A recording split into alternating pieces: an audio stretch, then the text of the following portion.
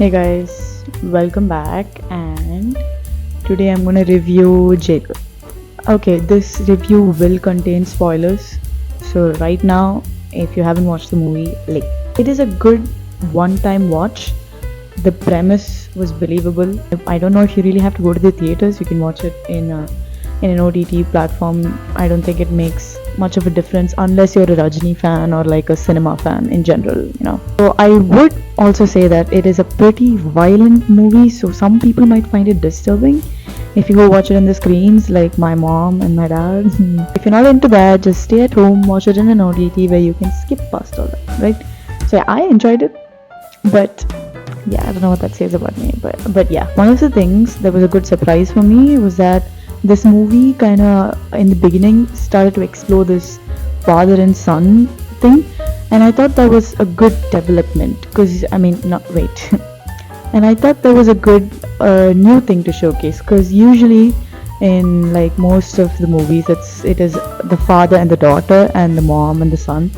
Usually this relationship between the father and the son is a little disturbed, or like it's not as close.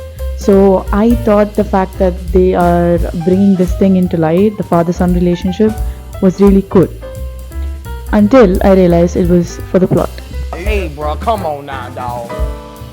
Come on, man. So yeah, the thing is, it didn't last that long, and it didn't even form a connection to me, to be honest. I felt like I didn't create that much of a close connection to the son. I believe his name is Arjun. I know it's a bad review and I don't know the names of the people, but I just want you to know that I can't even remember the names. That's how much they made me feel connected to the family. My point is, I understand that the director wanted us to feel a connection to the family, and I think he tried to accomplish that with that one song. That it didn't happen for me. I felt like, oh yeah, I thought movie was getting started, right? I was like, oh cool, nice things. I wanted more scenes, at least one breakfast together, where they're like discussing something as a family. Nothing was there. It was just a song and just slow motion monologue and things. I felt more connected to the grandson than the son. So yeah, I like that the son had a good opinion on his father, and the father also shared the same thing, and they're all like, oh, my son's righteous, he's the best kind of thing. That was nice, but obviously that was for a plot, so I didn't know that. I couldn't care less for the son. So when they said the son's been kidnapped or is missing, and I was like, oh, that's why you did this. It was not like, oh my god, he's missing, what are we going to do about it? It was just like, okay, now I see why you did that whole song, basically. And then they said the son's probably dead, and I was like, huh, okay. So because I already registered that this was like a canon event for the plot to progress, and I was like, missing was fine, dead, okay, whatever, indifferent, it didn't make a difference. Like if he was missing and people are like, oh, we have a hope, maybe we can find him, and then when someone said dead, it should have landed like some final blow. It didn't. It was just like, okay, yeah, potato, that's how it was. Yeah, and one more thing, I don't know, I'm not an actress, I don't know anything about this field, I'm just talking to a phone camera in my house. The thing is, this actor who was the son, that is Arjun, did the director intend him to be so stoic? Like, I felt like throughout the whole movie he had one expression, right? And that was a face of no expression. My disappointment is immeasurable. Okay, next up, we've got the action sequences in the whole film. I think I really enjoyed them. I don't like where this is going.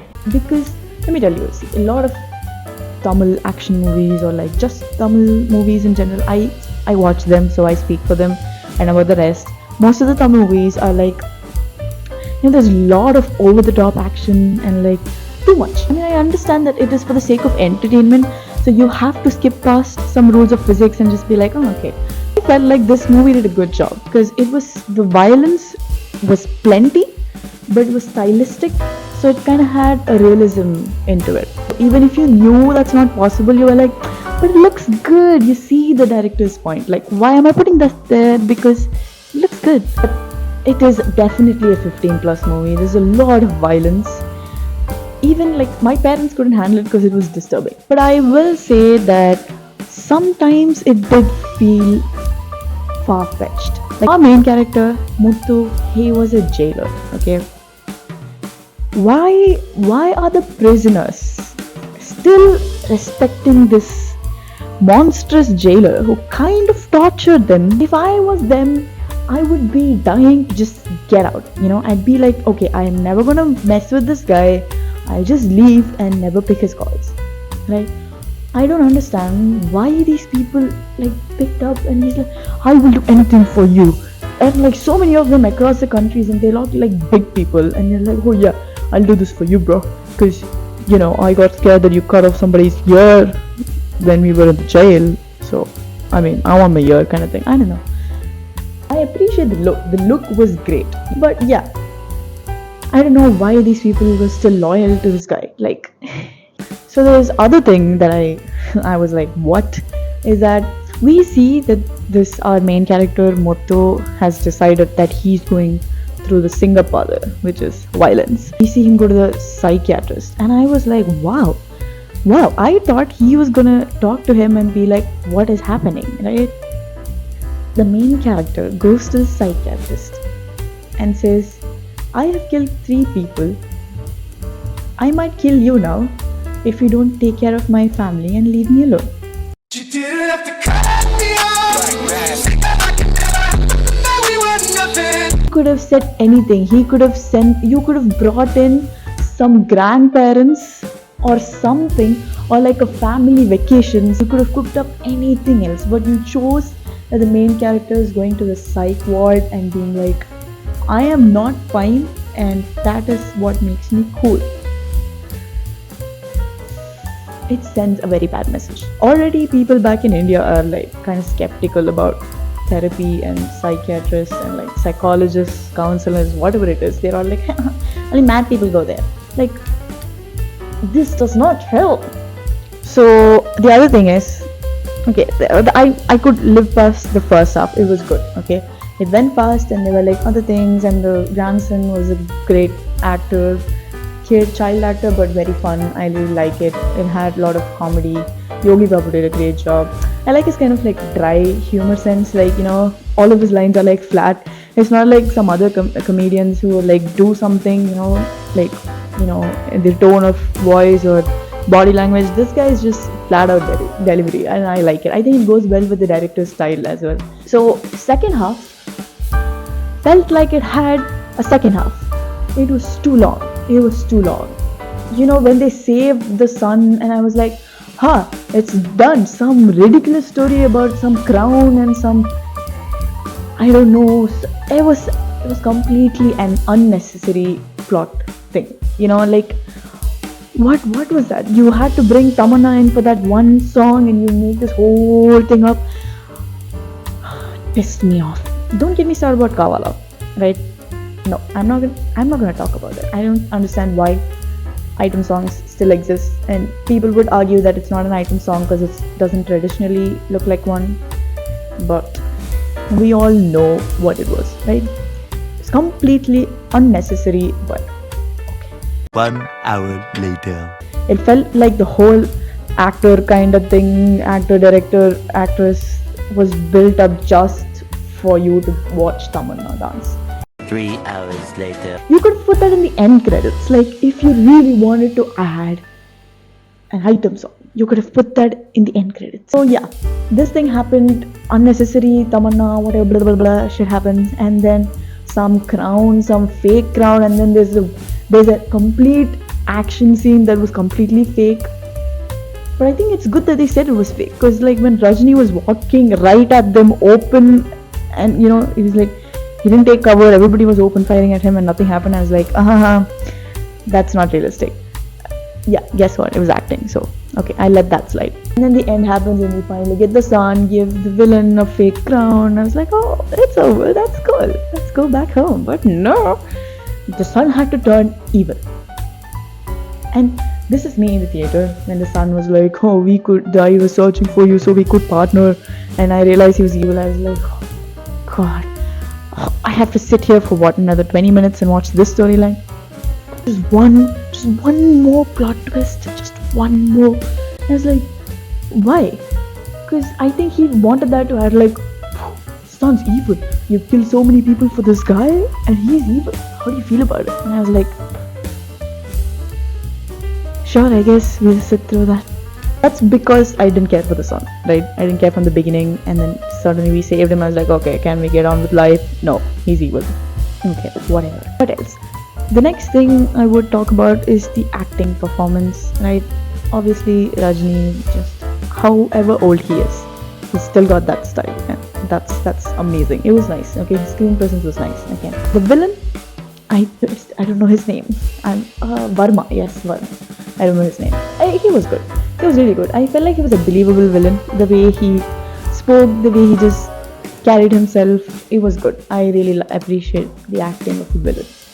Another thing, I was really anticipating Ramya Krishnan and Rajinikanth to be in the same screen after Padayappa, because we all know how good she is. What did they use her for? To deliver that one line that changed the whole plot. Don't you think you were responsible for your son's death? That's it. Such a great actress, completely wasted, didn't do anything, just one line. I'm sorry, there was a daughter-in-law? Oh, yeah. I think there's an extra chair at the dining table. We just had to fill the spot. Why cast amazing actresses if you're not going to use them just to bring an audience? I was cheated. I felt cheated. I was like, I even felt like Mohanlal had like a good role, because he was nice. He was like a very stylish villain. I really liked this. His screen presence is obviously amazing as usual. It was really nice. I felt like he had more things to do. His screen time was like combined 15 minutes. Ramya Krishnan had less than that. As far as acting goes, I think that's all. I really like the child, the grandson. I think his name was Ritvik. I don't know. He was good. He was very funny. I like how he delivered his lines. So to sum it up, I would say that is a good one-time watch. Some casting choices, I don't know why they did it. I think it was just to bring in the audience, right? I don't know if we've got like great actors from all the industries, so okay. I didn't really form a connection with the son, so most of the plot elements didn't make sense to me. But it was a good, stylistically shot film. I really like Nelson as a director, so I liked how the shots were, how the cinematography was, and like even the stunt choreography was really good, right? Overall, I would not say this is a family movie. Not because it has some other elements, it's just that it was too violent to be a family movie. And I would also say that if you're not a Rajini fan or a cinema fan or a Nelson fan, you don't have to go to the theaters. Just stay at home, watch this in the OTT platform, skip all the violence if that isn't for you. Another important thing, the music. Anirudh is the next thing, right? He's already the thing right now. It was amazing. His music was great. I really thought he could have had some other, like one more song or something, or like a background music for the family, so at least through the music I could get some connection, but no, I didn't. But yeah, other than that, his music is great, and obviously the songs have been added to my playlist. Even my mom's been blaring that from the morning, the Talavar Alabara song. So yeah, I think that made a very enjoyable experience. I had fun in the theater because I'm not bothered by violence. But let me know how you thought the movie was after watching it, or if you're even going to watch it after this review. I don't think I did a good job, so bye.